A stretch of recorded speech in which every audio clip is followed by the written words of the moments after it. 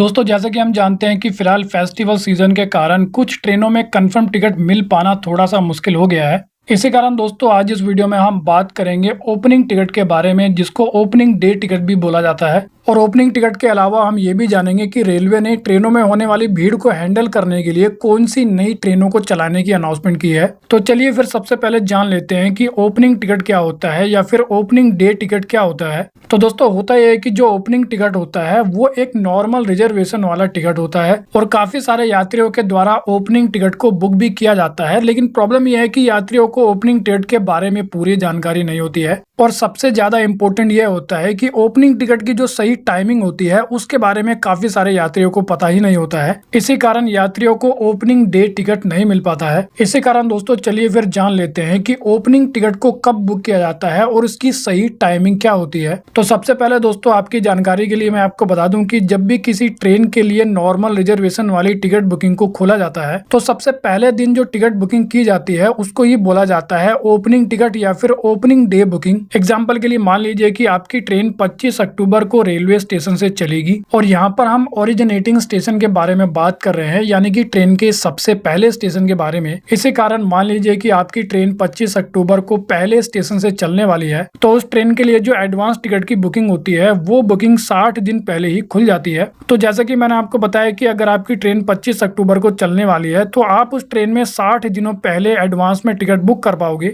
तो दोस्तों कुल मिलाकर अब आपको ये तो पता चल ही गया है कि जो ओपनिंग टिकट होती है वो ट्रेन की यात्रा की डेट से 60 दिन पहले बुक होती है।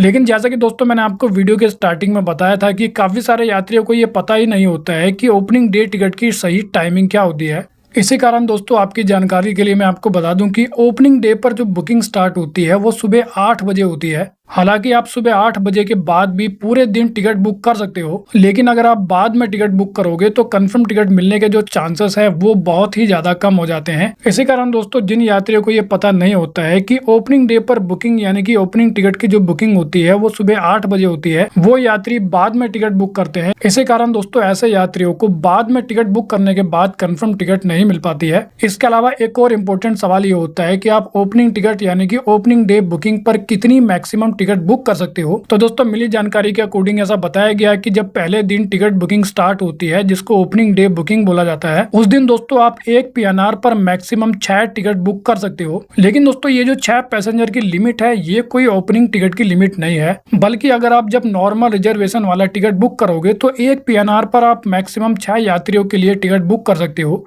लेकिन अब अगर बात करें कि रेलवे के द्वारा ट्रेनों में होने वाली भीड़ को हैंडल करने के लिए किन ट्रेनों को अब चलाया जाने वाला है, तो दोस्तों हाल ही में काफी सारे न्यूज आर्टिकल को जारी किया गया है। जैसा कि अभी आप वीडियो में देख सकते हो, इस न्यूज आर्टिकल में भी ये बताया गया है कि रक्षाबंधन पर रेलवे का तोहफा, प्रयागराज से दिल्ली के बीच चलेगी 3 स्पेशल ट्रेन, देखे रूट और टाइमिंग। इसके अलावा दोस्तों पूर्वांचल और बिहार के लिए भी 3 जोड़ी स्पेशल ट्रेनों को शुरू किया गया है। और जैसा कि अभी आप इस न्यूज आर्टिकल में देख सकते हो, यहाँ पर यह बताया गया है कि यात्रियों के लिए वेस्ट सेंट्रल रेलवे के द्वारा 8 स्पेशल ट्रेनों को चलाया जाने वाला है। और दोस्तों इन ट्रेनों के अलावा भी रेलवे के द्वारा कई और स्पेशल ट्रेनों को भी चलाया जा रहा है। तो वेल दोस्तों इस वीडियो में इतना ही। I hope you like the video. तो फिर मिलेंगे अगली वीडियो में, जब तक के लिए जय हिंद।